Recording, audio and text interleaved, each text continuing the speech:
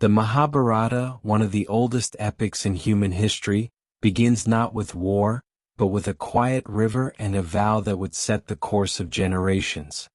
The story opens with King Shantanu, ruler of the Kuru dynasty, who encounters a mysterious and beautiful woman by the banks of the river Ganga. She agrees to marry him on one strict condition: he must never question her actions. Bound by desire and curiosity, he agrees. They marry, and over time she gives birth to 7 sons. Each time she gives birth, she immediately drowns the newborn in the river. Shantanu, though horrified, honors his vow and says nothing.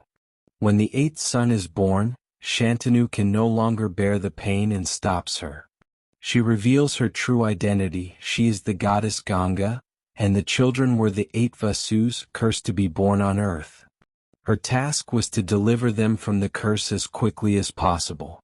The 8th, whom she could not drown due to Shantanu's interference, would now live a full human life. She takes the child away and names him Devavrata, promising to return him later as a trained and noble prince. Years pass and Shantanu rules alone, longing for both his son and the woman he lost. One day, while near the Ganges again, he meets a young warrior helping control the river's flow. The boy is Devavrata, now a skilled fighter, well-versed in the Vedas, archery and administration, trained under great sages. Ganga returns him to Shantanu, who embraces him as heir to the Kuru throne. Devavrata's return brings peace to the king's heart, and the people of Hastinapur rejoice at the future of their kingdom. As time goes on, Shantanu falls in love once again, this time with Satyavati, the daughter of a fisherman chief. However, her father refuses to agree to the marriage unless her children inherit the throne. Shantanu is heartbroken because he has already named Devavrata as his heir. When Devavrata learns of his father's sorrow, he visits Satyavati's father and makes a historic vow. He renounces his claim to the throne and vows never to marry or father children, ensuring no competition to Satyavati's future lineage. This powerful renunciation earns him the name Bhishma, meaning one who took a terrible vow. Impressed by his sacrifice, the gods bless Bhishma with the boon of Ichamrityu. He can choose the time of his own death. Shantanu, though heartbroken, is proud of his son's decision. Bhishma becomes the pillar of the Kuru dynasty, devoting his life to Hastinapur's stability and honor, but his vow also lays the foundation for future conflict, as it removes a capable and rightful heir from the line of succession. Shantanu marries Satyavati, and they have 2 sons, Chitrangada and Vichitravirya. Chitrangada dies young in battle, leaving Vichitravirya to rule. Bhishma arranges for Vichitravirya to marry the princesses of Kashi, Amba, Ambika, and Ambalika, to strengthen the royal line. However, complications arise. Amba reveals she loves another and is released, but rejected by her lover. Furious and humiliated, she holds Bhishma responsible and swears revenge, a decision that will have consequences much later in the epic. Vichitravirya dies young without producing an heir, and Hastinapur faces a succession crisis. Satyavati, seeking to preserve the dynasty, calls upon her son from before her marriage to Shantanu, Vyasa, the sage and author of the Mahabharata, to father children with the widowed queens Ambika and Ambalika. This practice, though controversial, was accepted under Niyoga, an ancient tradition to continue the family line. Ambika gives birth to Dhritarashtra, who is born blind. Ambalika gives birth to Pandu, who is pale and sickly. A maid, sent in place of a reluctant queen, gives birth to Vidura, wise and moral but barred from the throne due to his birth. This trio, Dhritarashtra, Pandu, and Vidura, now shapes the direction of the Kuru dynasty. Despite their limitations, they grow into roles of influence. Dhritarashtra becomes a powerful figure, though his blindness prevents him from taking the throne. Pandu, though physically weak, is named king with Bhishma guiding him. Pandu marries Kunti and Madri. Kunti, blessed with a divine boon from sage Durvasa in her youth, can summon gods and bear children from them. She uses this boon to help Pandu have heirs. Through this divine intervention, she bears Yudhishthira from Yama, Bhima from Vayu, and Arjuna from Indra. Madri uses the boon with Kunti's permission and gives birth to twins Nakula and Sahdeva from the Ashwini twins. These 5 children become the Pandavas. Meanwhile, Dhritarashtra marries Gandhari, who upon learning of her husband's blindness, voluntarily blinds herself with a cloth over her eyes. As the generations moved forward, the political and personal dynamics within the Kuru dynasty began to take shape through its youngest members. The Pandavas and the Kauravas, sons of Pandu and Dhritarashtra respectively, were raised in the same palace under the supervision of Bhishma, and later their teacher, Dronacharya. Although they shared the same bloodline, the seeds of rivalry were planted early through jealousy, favoritism, and a thirst for power that would later engulf the entire realm in war. Pandu, due to a curse, had renounced the throne and retired to the forest with his wives Kunti and Madri. There, with the blessing of divine powers, his sons were born. Yudhishthira, Bhima, and Arjuna were born to Kunti through Yama, Vayu, and Indra respectively. Madri later bore the twins Nakula and Sahdeva through the Ashwini twins. Meanwhile, back in Hastinapura, Dhritarashtra, though the eldest and physically powerful, was blind and deemed unfit to rule. His wife Gandhari, in a symbolic gesture of loyalty, blindfolded herself for life. They had 100 sons, the eldest being Duryodhana, and a daughter, Dushala. The Pandavas returned to the kingdom after Pandu's death, and the children of both branches of the Kuru family began growing up together. Despite being cousins, their relationship was marred from the beginning. Duryodhana, the ambitious and proud son of Dhritarashtra, saw Yudhishthira as a threat to his future rule. His resentment grew stronger as he noticed that Bhima, the strongest among them, often mocked and physically overpowered him. Bhima's strength, combined with Arjuna's growing skill in archery, became a source of constant insecurity for Duryodhana and his brothers. In an effort to properly educate the princes, Bhishma invited Dronacharya, a revered Brahmin and master of advanced warfare and weaponry. Drona agreed, but not before extracting a promise that his own son, Ashvathama, would be treated equally among the royal children. Under Drona's strict guidance, the princes underwent years of disciplined training in arms, tactics, morality, and governance. Each student showed unique potential. Arjuna excelled in archery, quickly becoming Drona's favorite. Bhima mastered physical strength and mace fighting. Yudhishthira was trained to lead and govern with wisdom and restraint. Nakula and Sahdeva displayed finesse with swords and horses. Arjuna's talent stirred envy not only in Duryodhana but also in another student named Karna, who was not of royal lineage but had immense natural talent. When a public display of skill was organized to showcase the prince's abilities, Arjuna's performance was unmatched, until Karna challenged him. Though Karna was equally skilled, he was humiliated by the royal court for his low birth. Duryodhana saw an opportunity in Karna's anger and humiliation and made him the king of Anga on the spot, securing his loyalty for life. This act deepened the rift between the cousins, as Karna became Duryodhana's close friend and defender. Despite the growing tension, life in the royal palace continued under a fragile peace. Duryodhana, however, never abandoned his ambitions. He devised plans to eliminate Bhima, who was physically stronger than any of them. In one such plot, he invited Bhima to a lakeside picnic and poisoned his food. When Bhima fell unconscious, Duryodhana tied him up and threw him into the water. Bhima, however, did not die. The Nagas, serpent people who lived in the depths of the lake, rescued him and gave him an elixir that enhanced his strength further. He returned to the palace, stronger than before, making Duryodhana's hatred even more intense. As the princes matured, Dronacharya decided it was time to test their loyalty and skills.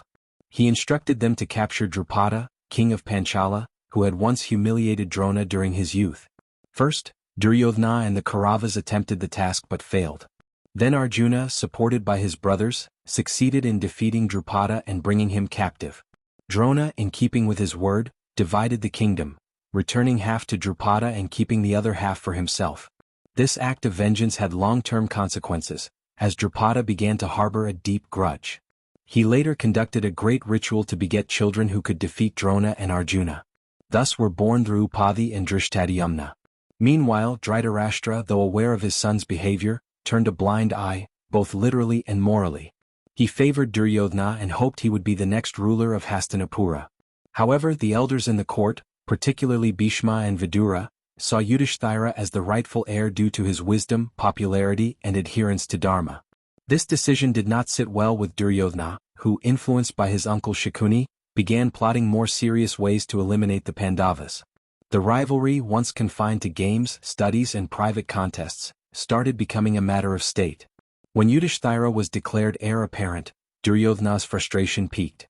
He knew he could not defeat the Pandavas in a fair fight, so he decided to use deception. With his father's passive approval, he invited the Pandavas to a house made entirely of lacquer, highly flammable and dangerous. The plan was to set the house on fire while the Pandavas were sleeping inside. Thanks to a warning from Vidura, who remained a silent protector of righteousness, the Pandavas escaped through an underground tunnel. The fire consumed the house and it was assumed that they had perished. The Kauravas celebrated, believing the throne was now theirs. However, the Pandavas had gone into hiding in the forest, taking Kunti along with them. Disguised as Brahmins, they began wandering from village to village, staying away from political matters and focusing on survival. During this exile, the Pandavas reached Ekachakra and lived in a Brahmin's house. There, Bhima killed a Rakshasa demon, named Bakasura, who had been terrorizing the region. This event spread their fame once again, revealing that the Pandavas were still alive. However, they remained cautious and stayed in disguise, waiting for the right moment to return. It was during this time that the swayamvara of Princess Draupadi was announced in Panchala.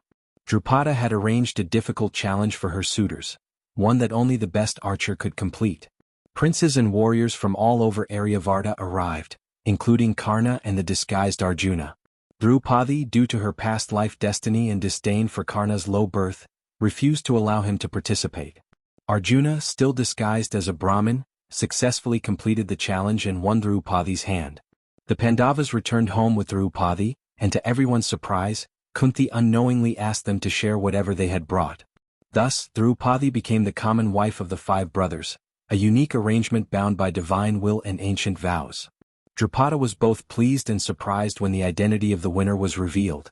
With this marriage, the Pandavas gained a powerful ally in the kingdom of Panchala. The childhood games were now over.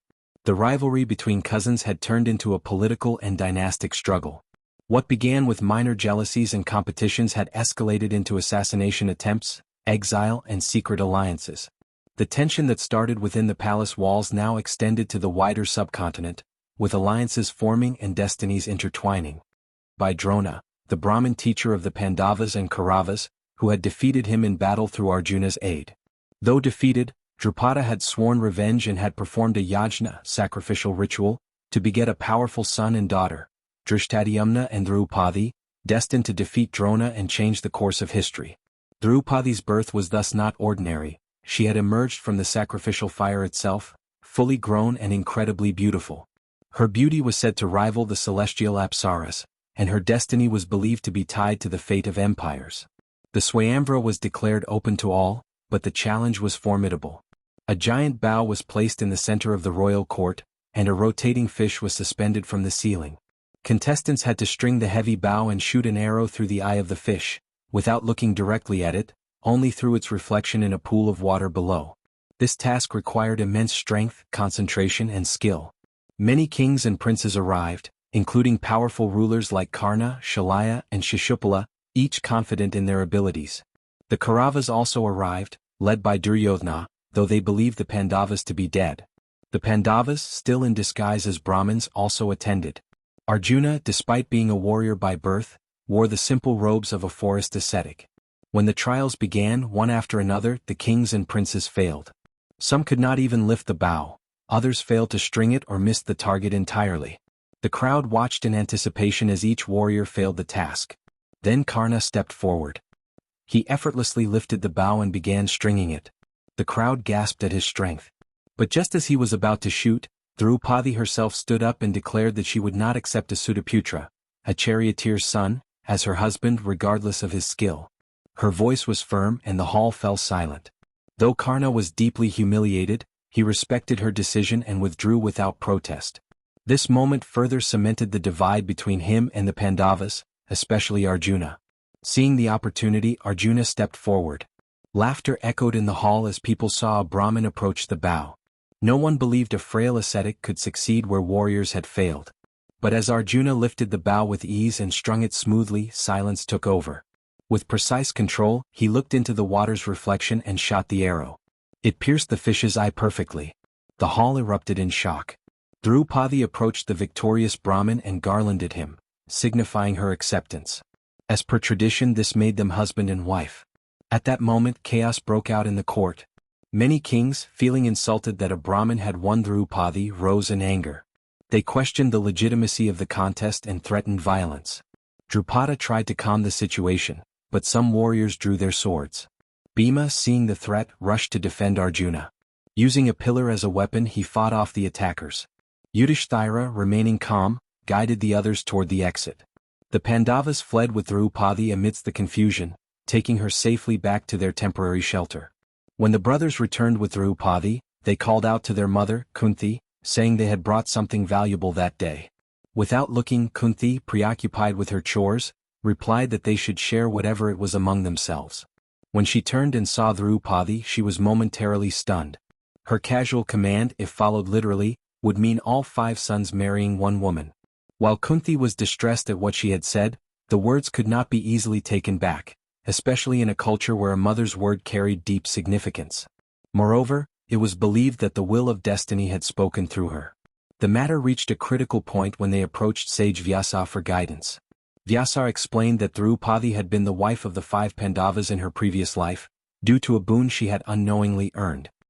He further stated that it was indeed her destiny to be the queen of 5 husbands, each representing different virtues.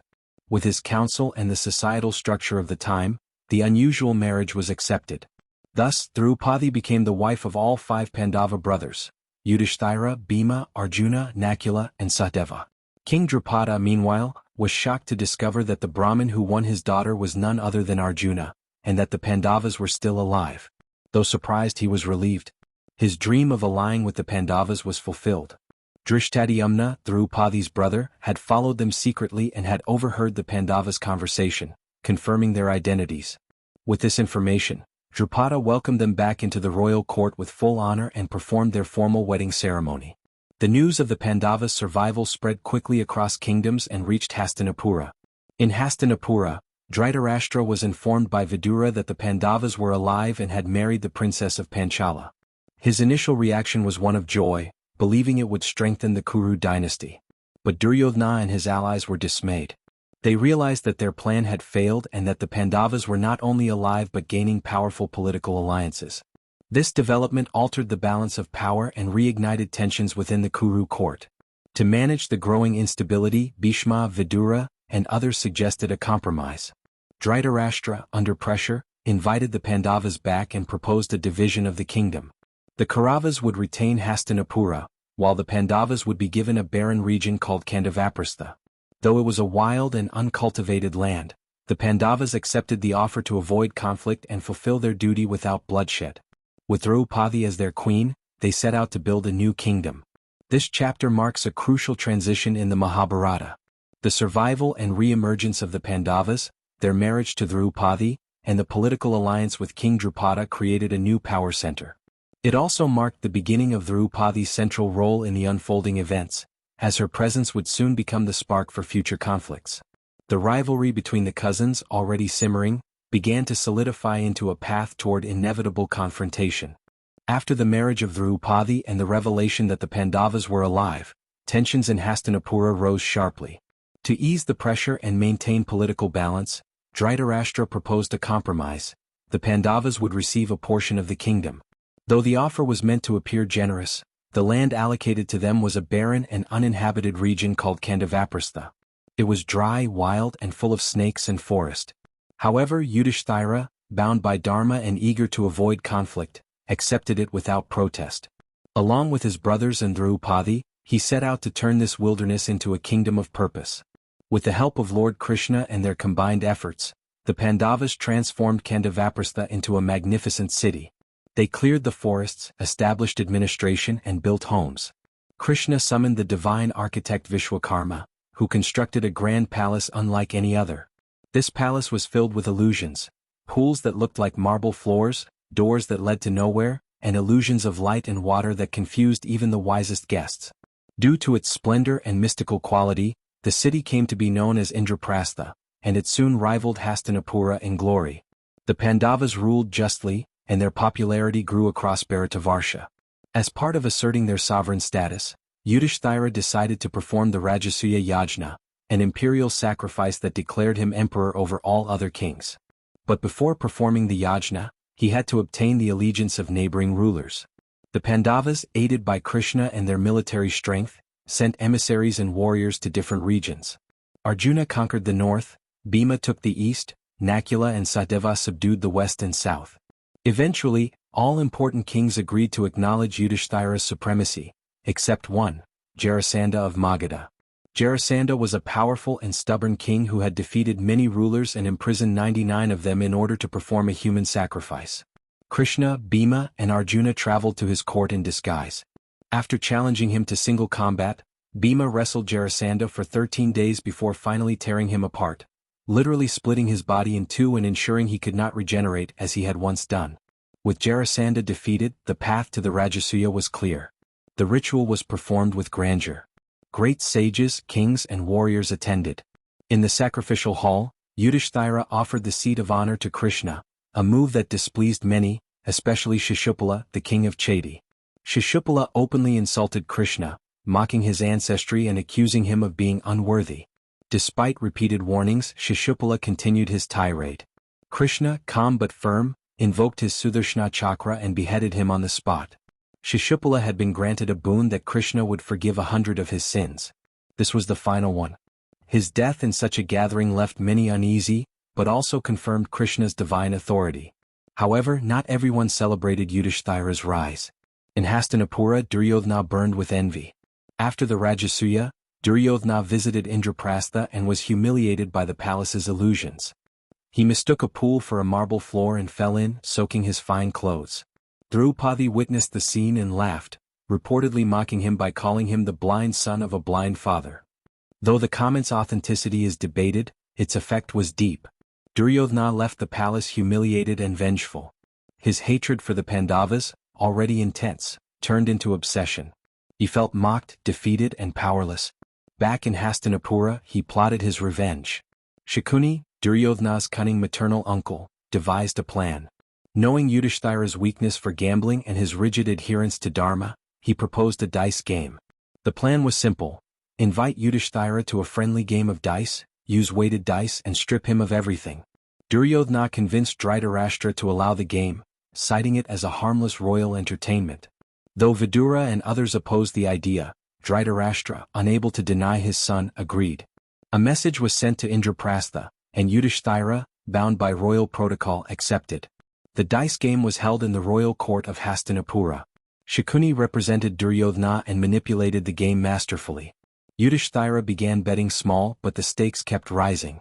One by one he lost his riches, his armies, his lands, and finally his entire kingdom. Bound by his own word and addicted to hope, he wagered his brothers, first Nakula, then Sahadeva, followed by Arjuna and Bhima, and lost them all. At last he wagered himself, and lost. But the game did not end. Shakuni asked Yudhishthira if he had anything left. Under pressure and shame, Yudhishthira declared he still had Draupadi. Amidst gasps he wagered her too and lost. Duryodhana immediately sent a servant to summon Draupadi. She was in her chambers and unaware of the events. When the messenger arrived, she refused to come, questioning whether Yudhishthira still had the right to stake her after losing himself. The servant returned with her question, but Duryodhana laughed and insisted she be dragged into the court. Dushasana, Duryodhana's brother, stormed into Draupadi's chambers and dragged her by the hair into the assembly. The court watched in horror as the queen of the Pandavas, daughter of Drupada, was humiliated in public. Draupadi demanded answers. Did Yudhishthira have the right to wager her?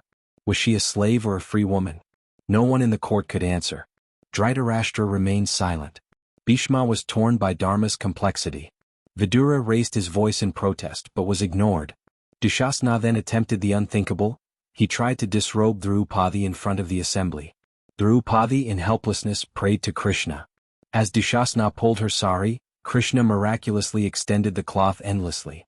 No matter how much he pulled, Draupadi's sari never ended. Exhausted and shamed, Dushasana collapsed. This divine intervention shocked the court. Draupadi, still trembling, vowed that she would not tie her hair until it was washed with Dushasana's blood. Bhima roared with fury and swore that he would kill Dushasana and drink his blood. He also vowed to break Duryodhana's thigh for mocking Draupadi.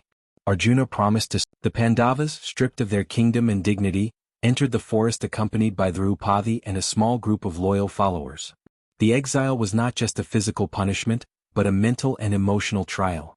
They had been deceived through a rigged game of dice, and now they were to spend 12 years in the forest, followed by 1 year in complete anonymity. This period was meant to break them, to make them forget their royal life, and to bury any dreams of reclaiming their lost empire. But instead of weakening them, the forest would become their ground for reflection, learning, and silent preparation. Life in the forest was harsh and unfamiliar. Used to palaces and comforts, the Pandavas now lived under open skies, foraging for food and water. Draupadi, once the empress of Indraprastha, shared their suffering, never once abandoning her dignity or determination.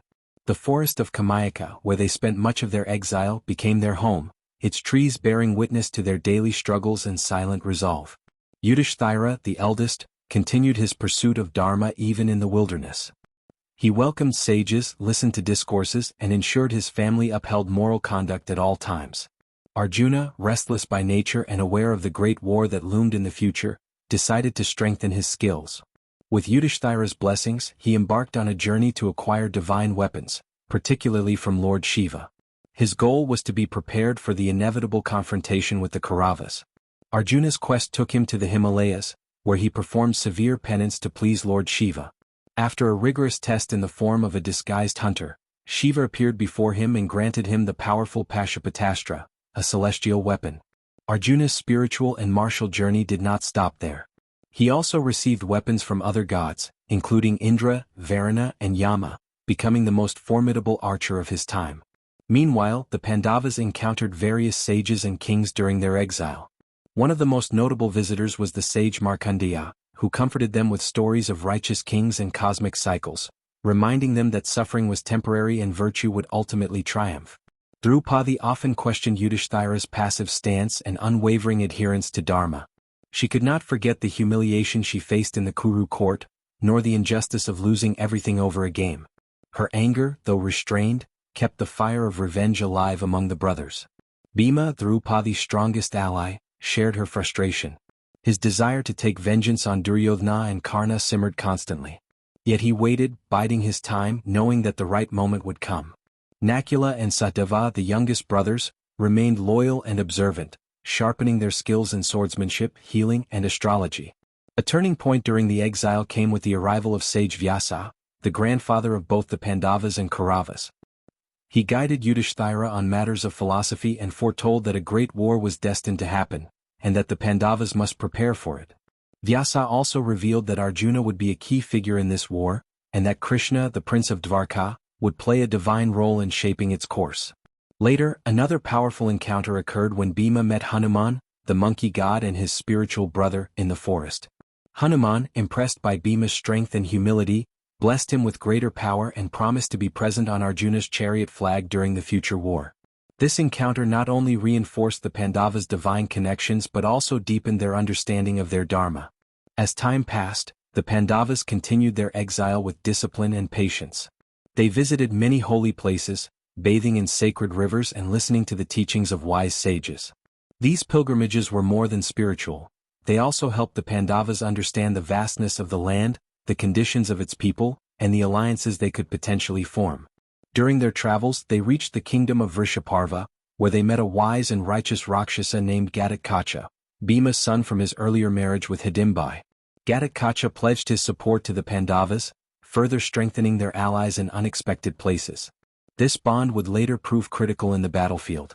Draupadi's resolve remained unshaken throughout the years. Her anguish turned into strength, and she often reminded the Pandavas of their duty not just to themselves but to justice. Her voice was a reminder that the exile was not the end, but the middle of their journey. One episode during the exile revealed the complexity of Yudhishthira's commitment to Dharma. When the Pandavas came across a lake guarded by a mystical yaksha, Yudhishthira alone passed the test of wisdom and morality posed by the spirit. In return, his brothers who had fallen unconscious due to their haste, were revived. This event highlighted Yudhishthira's inner strength and the importance of patience, humility, and righteous conduct even in adversity. As the 12th year of exile neared its end, the brothers turned their focus toward the upcoming final condition, 1 year of incognito living. If discovered during this period, they would be forced into exile again for another 12 years. It was a delicate phase requiring strategy and secrecy. The brothers, with the help of sages and Krishna's guidance, began preparing for this critical test. Their final year of exile was spent in the kingdom of Matsya, ruled by King Virata. The Pandavas took on disguised identities, Yudhishthira as a courtier, Bhima as a cook, Arjuna as a dancing instructor, Nakula and Satyava as caretakers of horses and cattle, and Draupadi as the queen's maid. It was a challenging time where they had to maintain their anonymity while enduring insults and danger without reacting. Draupadi once again faced harassment, this time from Kichaka, the powerful commander of Virata's army. Bound by their vow of secrecy, the brothers were restrained, but Bhima ultimately avenged her by killing Kichaka in secret. The event caused tension in the court, but the Pandavas managed to retain their cover. In the closing days of the 13th year, the kingdom of Matsya was attacked by the Kauravas. Arjuna, still in disguise, led the Matsya.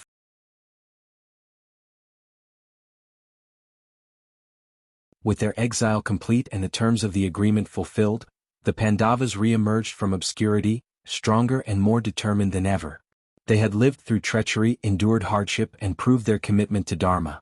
Now they turned their eyes toward reclaiming their lost kingdom. But the path ahead was not simple.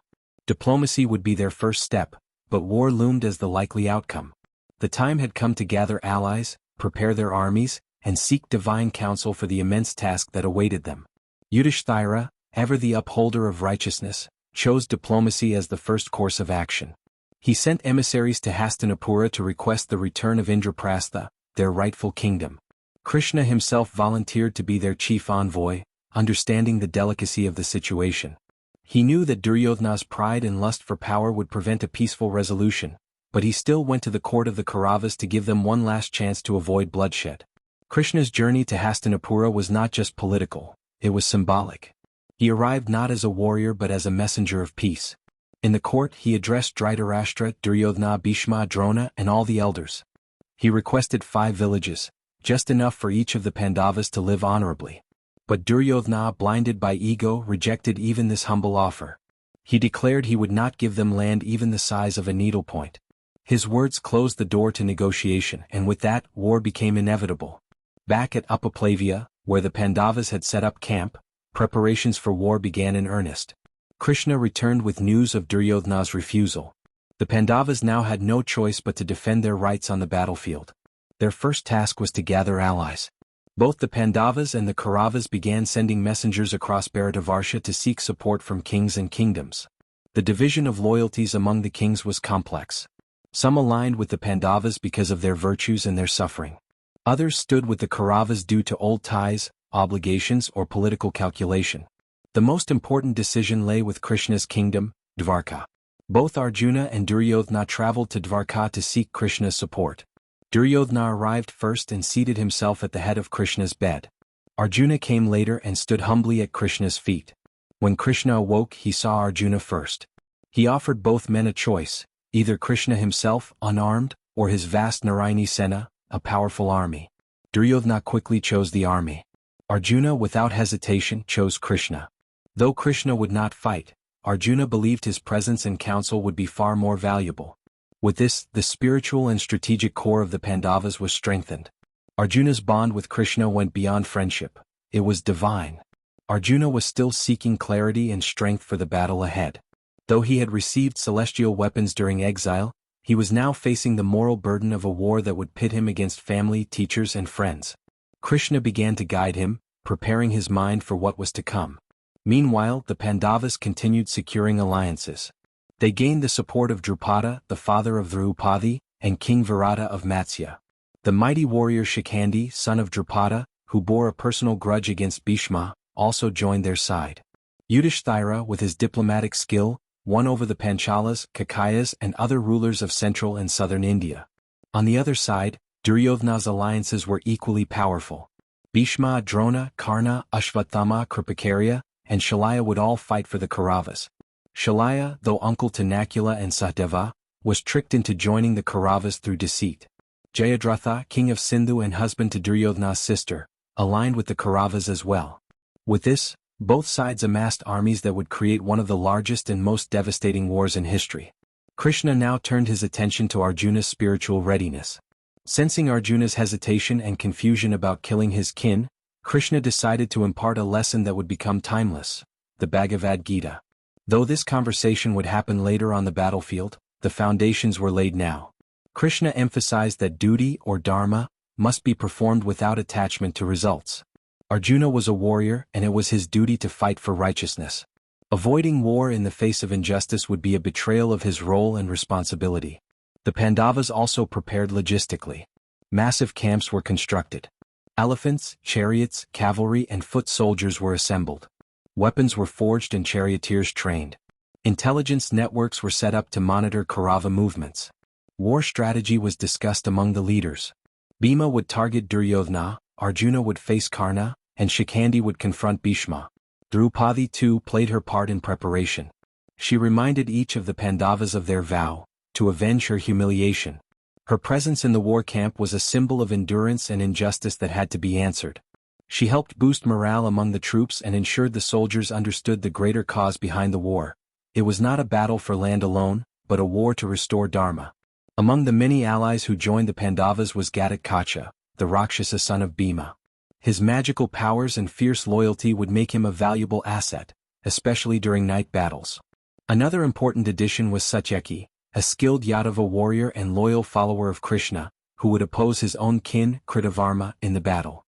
As the day of battle approached, omens and signs began to appear. The skies turned dark, animals behaved strangely, and sages warned of great destruction. Vyasa the seer once again visited both camps, offering his vision of the future. He granted divine sight to Sanjaya, Dhritarashtra's charioteer, so the blind king could witness the events of the battlefield through narration. Vyasa also warned that the war would destroy the current age and mark the beginning of a darker era, Kali Yuga. The battlefield chosen was Kurukshetra, a sacred land associated with sacrifice and righteousness. Both armies arrived and set up camps. The scale of the army was immense, 11 Akshahinis on the Kaurava side and 7 on the Pandava side, totaling millions of warriors. Each day before battle, the conch shells of both sides would echo across the land, calling warriors to arms. In the final days before the war, Arjuna visited Krishna privately. He was tormented by thoughts of bloodshed and the ethical dilemmas of war. Krishna, calm and composed, reminded him that inaction in the face of adharma was itself adharma. A kshatriya must fight when justice is at stake. Krishna spoke not only to Arjuna but through him, to all those who struggle with duty, fear and responsibility. The vast field of Kurukshetra, the tension in the air was palpable. Warriors from all corners of Bharat had gathered, bringing with them their own legacies, loyalties and grievances. The sun rose slowly over the battlefield, illuminating the massive armies lined up in formation, chariots, elephants, cavalry and foot soldiers stretching across the horizon. The war that had long been foretold was now moments away. But on the Pandava side, one warrior stood still, Arjuna, the third Pandava, peerless in archery and valor, his mind clouded by doubts. Arjuna stood on his chariot, which was driven by Krishna, his cousin, friend and charioteer. As he gazed across the battlefield, he saw familiar faces, his cousins, teachers and elders, on the enemy side. Bhishma, the grandsire who had raised him, Drona, his revered guru, and Karna, his lifelong rival. In that moment, the weight of kinship and morality overwhelmed him. He dropped his bow, Gandiva, and slumped to the floor of his chariot, refusing to fight. He questioned the righteousness of killing one's own relatives for the sake of a kingdom. What victory could justify such destruction? Seeing Arjuna's confusion, Krishna spoke. What followed was not just a conversation between two warriors, but a discourse that would become a spiritual foundation for generations to come. Krishna began by addressing Arjuna's despair, calling it unworthy of a kshatriya. He reminded him of his duty, his dharma, as a warrior. A true warrior does not hesitate in the face of battle when justice and righteousness are at stake. Krishna urged Arjuna to rise above personal emotions and fulfill his role in the greater cosmic order. But Arjuna's questions ran deeper. He asked about life, death, the soul, and the meaning of action. Krishna then unveiled profound philosophical truths. He explained that the soul, or Atman, is eternal. It is neither born nor does it die. Bodies perish, but the soul remains untouched. Therefore, to grieve for the physical destruction of loved ones is to misunderstand the nature of reality. This world, Krishna said, is a field of duty, where one must act without attachment to outcomes. Krishna emphasized the importance of karma yoga, action without attachment. He urged Arjuna to act, not for personal gain or fear of loss, but because it was his duty. True wisdom, Krishna explained, lies in performing one's dharma selflessly, offering the results to the divine. Such action purifies the mind and leads to liberation. Inaction, on the other hand, breeds confusion and stagnation. Arjuna, still unsure, asked about the nature of the self and the path to liberation. Krishna responded by describing various yogas, paths to union with the divine. Karma yoga, the path of action; jnana yoga, the path of knowledge; and bhakti yoga, the path of devotion. While all were valid, Krishna emphasized that devotion, or bhakti, was the most accessible and fulfilling path in the current age. A person who surrenders all actions to the divine and acts with a heart full of love and surrender would reach ultimate peace.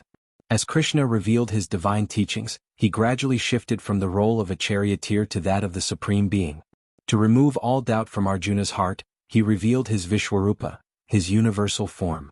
In an awe-inspiring moment, Krishna granted Arjuna divine vision. Arjuna saw countless faces, arms and weapons, the sun and moon as Krishna's eyes, and the entire universe contained within him. He saw warriors entering Krishna's gaping mouth, crushed between his teeth, symbolizing that their deaths were destined, regardless of Arjuna's decision. Overwhelmed by the majesty of Krishna's true form, Arjuna bowed in reverence. He realized that Krishna was not merely a friend or guide, but the supreme reality itself. With this realization, his doubts were shattered. His fear dissolved, replaced by clarity and strength. He lifted his bow once again and stood ready to fight, no longer attached to the results of war, but fully aligned with his dharma. Krishna then continued his counsel, touching on topics such as the three gunas, sattva, rajas, tamas, the nature of time, the eternal cycle of birth and death, and the qualities of a wise person. He explained that all beings are born from his divine nature, and that everything in the universe acts according to its nature. Resistance to duty only leads to confusion and suffering. He also described the idea of swadharma, one's own duty. To perform one's own duty, even imperfectly, is better than performing another's perfectly. Each being is born with a specific purpose, and to abandon it due to fear or attachment is to betray the essence of life. Arjuna, now transformed in mind and spirit, accepted Krishna's teachings with humility. He declared himself ready to act, ready to fight, not for personal revenge or glory, but because it was the right course. He surrendered his ego and entrusted the outcome to Krishna. The dialogue ended not with a declaration of war, but with the birth of clarity. A warrior once torn by emotion now stood grounded in truth. As the conches blew again, signaling the beginning of the war, Arjuna stood tall on his chariot, bow in hand, eyes steady. The internal battle had been won before the external war had even begun. The Bhagavad Gita, as this discourse came to be known, would echo through the ages, not merely as a conversation on the battlefield, but as a guide for human struggle, ethics, and self-realization. And so, with Krishna's counsel resounding in his heart, Arjuna rode forward, no longer a reluctant warrior, but a seeker of Dharma, ready to face the fires of war with unwavering resolve. The dawn of the first day of the Kurukshetra war arrived with a silence heavier than thunder. The field, once a land of serene wilderness, was now lined with the banners of hundreds of kings, each bringing their armies to the great battlefield. On one side stood the Pandavas, led by Yudhishthira and supported by Krishna as charioteer and guide. On the other side, the Kauravas were led by Duryodhana with the mighty Bhishma the grandsire as commander of the army. The long-brewing storm of rivalries, betrayals and vengeance was about to break into full-blown war. Bhishma, though bound by loyalty to the throne of Hastinapura, carried sorrow in his heart. He had raised the Pandavas, taught them the art of war and admired their virtues. But now, his vow to protect the kingdom placed him at the head of the Kaurava army. He had also sworn not to kill the Pandavas, though he would fight to defend the army under his command. This moral conflict within Bhishma mirrored the larger war, one not only of weapons but of values, oaths and consequences. With the blowing of conches, the war began. Arjuna's Devdatta, Bhima's Poundra and Krishna's Panchajanya answered the echoes of the Kaurava horns. The earth trembled beneath the advancing chariots, elephants and soldiers. Arjuna rode into battle with Krishna guiding his chariot, and Bhima stormed into the Kaurava lines like a thundercloud unleashed. The battlefield became a whirlpool of movement and destruction. The first 10 days of war were commanded by Bhishma. His presence on the battlefield was terrifying. Even in his old age, his skill and energy seemed inexhaustible. He cut through ranks of soldiers with precision and fury. He held back no strength in his duty, defeating great warriors on the Pandava side, while still refraining from killing his beloved grandsons. His very presence demoralized the Pandava forces, who held back, reluctant to wound the man who had once nurtured them. On the second day, Arjuna and Bhishma engaged in fierce combat. Arjuna tried to break through Bhishma's formation, but his respect and emotional conflict made him hesitant. Krishna, seeing Arjuna hold back, grew furious. At one point he even leapt from the chariot with his discus, ready to attack Bhishma himself. Arjuna rushed to stop him, pleading with him to keep his vow not to wield weapons in the war. Krishna calmed, but the message was clear. Arjuna had to overcome his hesitation. Each day of battle brought unimaginable bloodshed. Warriors of renown fell on both sides. Draupadi, king of Panchala, fought valiantly. Bhima, with his raw strength, shattered Kaurava lines again and again. Abhimanyu, Arjuna's son, displayed brilliance beyond his years. Dronacharya, fighting for the Kauravas, unleashed strategic formations that tested the Pandavas constantly. The battlefield turned red with blood, and corpses began to outnumber the living. Bhishma, unshaken, remained undefeated. His command was flawless, his knowledge of warfare unmatched. Yudhishthira grew increasingly anxious. As long as Bhishma led the Kauravas, the Pandavas could not hope for victory. But how could they defeat someone they revered as a father? Krishna reminded them that sentimentality had no place in a dharmic war. If justice was to prevail, difficult choices had to be made. On the evening of the 9th day, Krishna guided the Pandavas into a private council. There he proposed a painful truth: Bhishma could not be defeated unless someone broke the rules of honorable warfare. He hinted that only Shikhandi, the son of King Draupadi and once Amba reborn, could be used as a shield against Bhishma. In his previous life, Amba had sworn vengeance against Bhishma, who had ruined her honor by denying her the chance to marry and refusing to fight her in return. She had been reborn as Shikhandi, and Bhishma had vowed never to lift weapons against a woman, or someone who had once been one. The strategy was decided. On the 10th day, Arjuna would fight from behind Shikhandi. At dawn, the battle began again. Bhishma rode into battle like the god of war himself, slaying scores of warriors. But then came Arjuna, his chariot shielded by Shikhandi. Bhishma, true to his vow, lowered his weapons. He refused to fight someone he considered not a true warrior. Arjuna, taking this chance, released a rain of arrows upon Bhishma, breaking his armor, piercing his limbs, and finally knocking him from his chariot. Bhishma did not fall to the earth. Instead, he lay upon a bed of arrows, each shaft embedded deep into his flesh, holding him aloft from the ground. His body, pierced by countless arrows, refused to die. He had the boon of choosing his time of death. With the sun in the southern hemisphere, Bhishma decided to wait until it began its northward course, an auspicious time for the soul to depart. The fall of Bhishma stunned the battlefield. The Kauravas wept, Duryodhana most of all. Though Bhishma had disagreed with Duryodhana's ambitions, his presence had been a moral and strategic pillar. Without him, the Kaurava army was vulnerable. The Pandavas too mourned. They visited Bhishma on his arrow bed with folded hands. He lay bleeding yet calm, offering advice on statecraft, duty, and the path of righteousness, even in his agony. As the sun set on the 10th day, a new phase of the war began.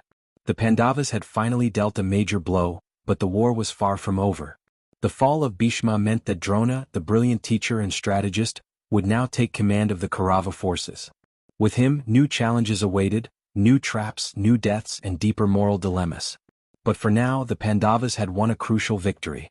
The greatest warrior of the age had fallen, not through brute strength but through clever strategy and a painful compromise. The war had already taken a toll on the hearts of both sides, but it was clear, there would be no turning back. 11 days had passed, soaked in blood and fire. The true cost of vengeance had only just begun to reveal itself. He had fought hard, but the presence of the grandsire had acted as a towering obstacle. His authority on the battlefield, his unmatched skill in arms, and his moral weight had kept the Kaurava army steady and dominant. But once Bhishma lay down upon the bed of arrows, alive but no longer fighting, the tide began to shift. The morning after Bhishma's fall brought an eerie silence across Kurukshetra. The Kaurava soldiers moved with a sense of loss. Their oldest and wisest commander, the protector of Hastinapura, was no longer leading them. Though Duryodhana tried to appear composed, the anxiety on his face was clear. Without Bhishma, the Kauravas had lost their shield. Bhishma remained on his bed of arrows, suspended between life and death. He had the boon of choosing his moment of death, and he had chosen to wait. As he lay impaled, he asked for a pillow, not of cloth but one worthy of a warrior. Arjuna, understanding the request, shot 3 arrows into the ground to form a pillow beneath Bhishma's head. The grandsire accepted it gratefully. He requested water, and again, Arjuna answered by shooting an arrow into the earth, from which a clear spring burst forth. Bhishma's composure, even in pain, became legendary. Krishna led the Pandavas to visit Bhishma. Yudhishthira, torn by the guilt of fighting against a man he revered, knelt beside him. Bhishma, lying in pain yet fully alert, told him that war had made such contradictions inevitable. He reminded Yudhishthira that his duty was to restore Dharma, and sometimes Dharma required difficult, even painful actions. He began to teach Yudhishthira about statecraft, kingship, and justice. These teachings, given while Bhishma lay on his bed of arrows, would later form the foundation of wise rule. With Bhishma incapacitated, Drona was appointed as the new commander of the Kaurava army. Drona was not only a mighty warrior but also the teacher of both Kauravas and Pandavas. Like Bhishma, his heart was divided. He fought for Hastinapura, but his affections leaned toward his former students, especially Arjuna. Yet he was now bound by loyalty to Duryodhana's command. Drona's first move as commander was swift and lethal. His strategies were sharper, more precise, and more ruthless.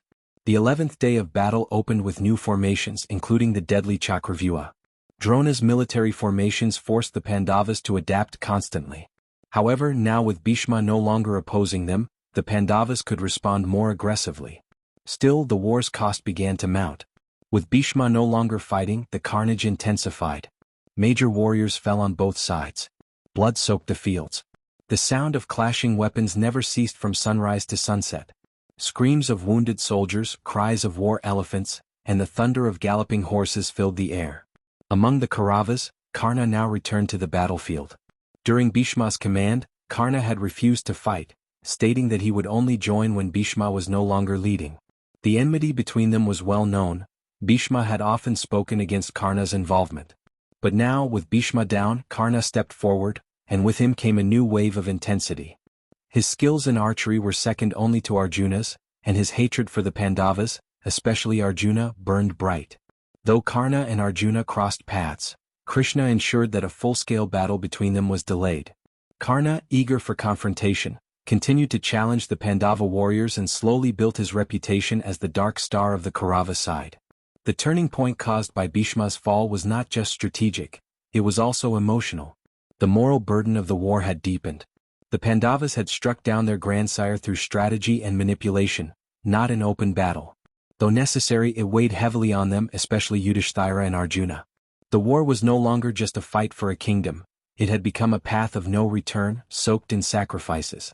Meanwhile, Bhishma's presence, even off the battlefield, continued to influence events. Visitors from both sides came to seek his wisdom. Kings, soldiers, and advisors stood beside his arrow-pierced form to ask questions about Dharma and destiny. He spoke of the cycles of time, the duties of rulers, and the causes of war. He warned that victory without righteousness would be hollow. Back in the Kaurava camp, Drona's command brought temporary stability, but tension brewed. Duryodhana, impatient for results, pressed his generals to eliminate key Pandava warriors. He grew increasingly frustrated with Karna's delay in directly facing Arjuna and with Drona's perceived soft-heartedness. He pushed for more aggression, more traps, more blood. In response, Drona formed new battle strategies to capture Yudhishthira alive. He believed that if the Pandava king could be captured, the war could end without total destruction. But his plans were foiled by Arjuna each time, who countered his moves with expert skill. The conflict between teacher and student became more personal, each trying to outmaneuver the other without killing. The war's 11th and 12th days were marked by continued devastation. Ghatotkach, Bhima's Rakshasa-born son, emerged as a terror for the Kaurava army. Fighting mainly at night, his illusions and supernatural powers created chaos. Drona, Karna, and Duryodhana all struggled to contain his attacks. As Drona's strategies failed to bring decisive victory, Duryodhana began to question his commander's loyalty. He accused Drona of holding back. Stung by these accusations, Drona vowed to destroy the Pandava army. This growing desperation among the Kauravas marked a shift. No longer was their fight rooted in righteous claim. It was becoming a war to erase their enemies at any cost. Meanwhile, Bhishma, lying on his bed of arrows, continued to watch the war unfold. Word of his condition spread across the kingdoms. Kings and sages came to witness the race. With Bhishma gone and Drona fallen, a new commander rose to lead the Kaurava forces, Karna. 4 years, Karna had been a shadow behind the main warriors of Hastinapura, often mocked for his birth and denied his rightful recognition. Now the battlefield of Kurukshetra had cleared a path for him. His time had come, and with it arrived the long-awaited showdown between him and Arjuna. The rivalry that had simmered since their youth was now set to erupt in full.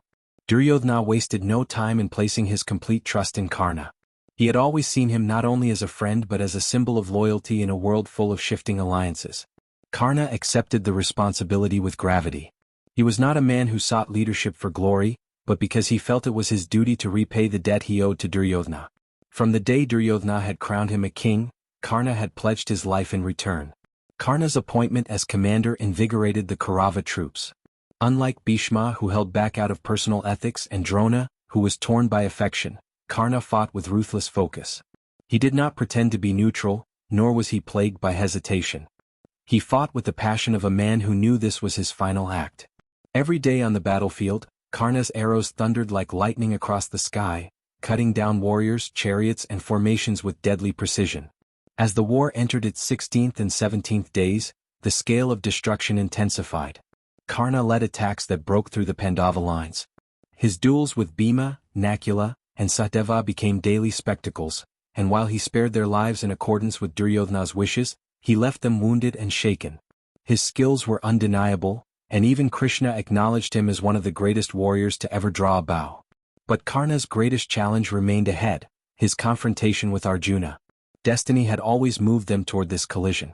Both were sons of gods, Arjuna born of Indra and Karna of Surya. Both had trained under great teachers, possessed divine weapons, and were known for their martial prowess.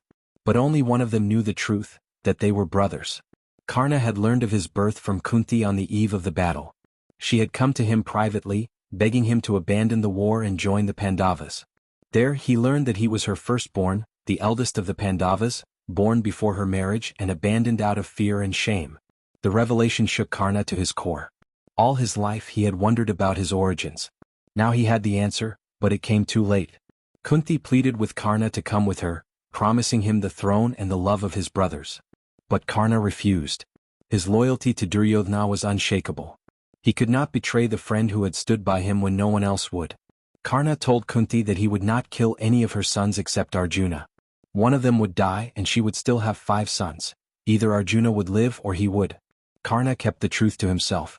He did not tell Duryodhana, nor did he tell anyone on the battlefield. He fought with the knowledge that he was battling his own blood, that every arrow fired was against his brothers. It was a burden only Karna could carry, and he bore it in silence. On the 17th day, the long-awaited duel between Karna and Arjuna finally arrived. The sky was heavy with tension. The armies paused, watching in anticipation as the 2 greatest archers of their time faced off. Krishna drove Arjuna's chariot. Shalaya, now serving as Karna's reluctant charioteer, drove his. The rivalry was not just personal, it symbolized the clash of fate, identity, and destiny. Their duel began with a rain of arrows that lit up the sky. Each warrior summoned celestial weapons, astra after astra, matched shot for shot. The earth trembled as they circled each other, the wheels of their chariots digging trenches into the ground. Karna's strength and aggression pushed Arjuna back at times, while Arjuna's precision and control kept the battle balanced. Onlookers watched, knowing that the fate of the war rested on this confrontation. But fate once again had its hand in the battle. As the fight reached its peak, Karna's chariot wheel became stuck in the soft mud of the battlefield.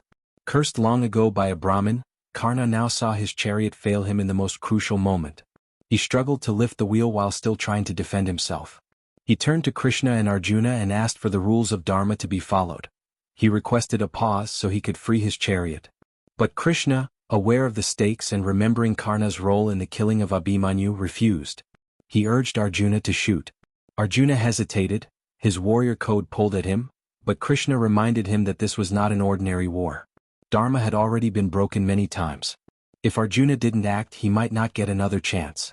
With a heavy heart, Arjuna released his arrow. It struck Karna, piercing his chest and knocking him down. As Karna fell, the sky dimmed. The great warrior, the loyal friend, the abandoned son, lay on the battlefield, defeated not just by Arjuna's skill but by fate itself. Krishna stepped down from the chariot and walked to Karna's side. In that moment, all enmity dissolved. Krishna praised Karna for his valor and loyalty. He told him that his sacrifice would not be forgotten, that history would remember him not as a villain, but as one of the noblest warriors of his time. Karna, in his final breath, asked only for peace and forgiveness, for his mother, for his friend, and for himself. Back in the Kaurava camp, Duryodhana was shattered by the news. Karna had been his anchor, his hope. With him gone, the war seemed already lost. The remaining soldiers were demoralized. The Pandavas too were not jubilant. Arjuna had won, but he had killed his brother. Even though the truth had not been publicly revealed, the silence weighed heavily on him and Krishna. Karna's death was more than just a military victory, it marked the moral breaking point of the war. With his fall, the last major warrior on the Kaurava side had been removed. Only Duryodhana remained. And yet, in his death, Karna's legacy grew. Warriors spoke of his unmatched generosity, his unwavering loyalty, and his tragic fate. Even his enemies mourned him. The 17th day ended with Karna's body lying under the open sky. The winds blew across the plain of Kurukshetra, carrying the whispers of fate. The man who had lived outside the system, who had been denied his identity, had now become its most unforgettable symbol. In life, he had been the outcast prince. In death, he was honored like a hero. As the Pandavas returned to their camp, the silence was not of triumph but of reflection. They had crossed almost every line that war could draw. Ahead lay only one final reckoning, between Bhima and Duryodhana. But Karna's hour had come and passed. And with it, the Mahabharata had passed one of its deepest, most tragic moments. The war was over, but peace did not return to the land as swiftly as swords had clashed. Kurukshetra was a field of silence, littered with the remnants of 18 days of slaughter. The ground was scorched and soaked with the blood of kings and soldiers. The cries of widows and the wails of orphans echoed louder than the sounds of battle ever had. Though the Pandavas had won, they stood amid ashes, not glory. Yudhishthira, the eldest Pandava, who was now the rightful heir to the throne, felt no joy. Victory tasted bitter. His brothers stood beside him, wounded in body and soul. Draupadi, stripped of all her sons, walked like a shadow. The war that had promised justice had delivered only death. And the throne of Hastinapura, once the object of dreams, now felt like a curse. Yudhishthira's coronation was prepared in Hastinapura. The elders, including Vidura and Kripakarya, returned to guide the transition. Krishna remained with the Pandavas, supporting them through the final rites and rituals. The city received its new king with forced smiles and hollow cheers. The streets were lined with garlands, but the people bore the trauma of a war that had taken nearly every household's son. When Yudhishthira ascended the throne, he did so with a heavy heart. His first act as king was not celebration but mourning. He declared a period of remembrance for the dead and ordered mass cremations for the fallen warriors of both sides. The names of those who had perished, Bhishma, Drona, Karna, Abhimanyu, the Pandavas, were etched into every conversation, every prayer. The burden of the crown weighed heavily on Yudhishthira. He questioned his own role in the destruction. He remembered the deceit used to kill Drona, the breaking of rules to bring down Bhishma and Karna, and the tragic deaths of his own nephews. His dharma had been fulfilled, but the path had left too many broken lives behind. He began to withdraw, spending long hours in solitude, reading scriptures and seeking answers from sages. One day he turned to Krishna and asked, "Was this war worth it?" Krishna, calm as always, responded, "Dharma must be upheld, but every choice carries a price. The cost of inaction would have been far greater." Yudhishthira listened, but the guilt in his heart did not ease. The elders who had once guided the court were now few. Dhritarashtra, the blind king, had survived, though he had lost all 100 of his sons. Gandhari, their mother, had burned in silent rage. When the Pandavas came to pay their respects, Gandhari, her eyes still blindfolded, cursed Krishna. She blamed him for allowing the destruction. She claimed he could have stopped the war but chose not to. Krishna accepted her curse quietly. He knew the wheel of time could not be turned back. In the coming days, Bhishma, who had lain on a bed of arrows for weeks, finally chose to leave his body. Yudhishthira sat beside him, absorbing his final teachings. Bhishma, the grandsire, gave long discourses on governance, ethics, duties of kings and the nature of Dharma. With his final breath, he released himself from his vow and the battlefield, departing the world as one of its noblest warriors. Yudhishthira continued ruling Hastinapura justly. He listened to all citizens, respected all classes, and restored order to a kingdom long plunged into conflict. Under his rule, peace slowly returned. Trade resumed, festivals were observed, and temples reopened. But the scars of war were deep. Too many warriors were gone. Too many children were fatherless. The land had been won, but at the cost of a generation. Years passed. The Pandavas, though respected and admired, remained bound by memory. Arjuna grieved for Abhimanyu. Bhima missed the sons of Draupadi. Nakula and Sahadeva withdrew into silence, unable to forget the blood they had spilled. Draupadi, though a queen, never smiled as she once had. Their personal losses were not healed by public reverence. Even Krishna's world began to change. The Yadava clan, once united and strong, started to fracture. The seeds of Gandhari's curse began to grow. Fights broke out among the Yadavas, and Krishna saw the unraveling of his own people. He knew the time of his departure was near. When the internal strife exploded into violence, Krishna left the city of Dvarka, retreating into the forest alone. There, in solitude, Krishna met his end, not on a battlefield but by the accidental shot of a hunter named Jara, who mistook his foot for a deer. The god who had guided the Pandavas, who had spoken the Bhagavad Gita, who had walked between fate and free will, left the world quietly with no divine display. His body returned to the earth, and with him ended the age of the divine presence on earth. When the news of Krishna's death reached the Pandavas, it was as if the final light in their lives had gone out. The man who had stood with them through every trial was gone. They saw the signs clearly. The age of Dharma was ending. Kali Yuga, the age of darkness, had begun. With Krishna gone, the Pandavas lost their final anchor to the world. They had ruled justly, fulfilled their duties, and upheld Dharma. Now there was nothing left for them here. Yudhishthira announced his decision to renounce the throne. He handed over the kingdom to Parikshit, Arjuna's grandson, the sole surviving heir of the Pandava line. The child who had once died in the womb but was revived by Krishna now wore the crown. The Pandavas, along with Draupadi, left their palace and began their final journey, towards the Himalayas, seeking the gates of heaven. Clad in simple robes, they walked northward, leaving behind the world of men. One by one they fell on the path, Draupadi first, then Sahadeva, then Nakula, Arjuna, and Bhima. Each fall was accompanied by a revelation. Yudhishthira, still walking, learned that none were perfect. Each had carried flaws that bound them to the world. At last, Yudhishthira stood alone on the mountain, accompanied only by a dog. When Indra arrived with his chariot to carry him to heaven, he refused to enter unless the dog was allowed to come. It was a final test of his compassion and loyalty. When the dog was revealed to be the god Dharma in disguise, Yudhishthira was accepted into heaven. There he saw a vision that tested him once more. He was shown Duryodhana in paradise and his own brothers in torment. Furious, Yudhishthira demanded answers. But soon the illusion broke. It was another trial meant to test his attachment to truth and justice. In time, the Pandavas were all reunited in the celestial realms. The Mahabharata ends not with a triumphant victory, but with a slow, painful exit from the world. The war had achieved its purpose. Dharma was restored, but it had done so at a staggering cost. Families were destroyed, legends slain, and the age of righteousness gave way to an age of decline. The Mahabharata, more than a tale of war, remains a mirror to human nature.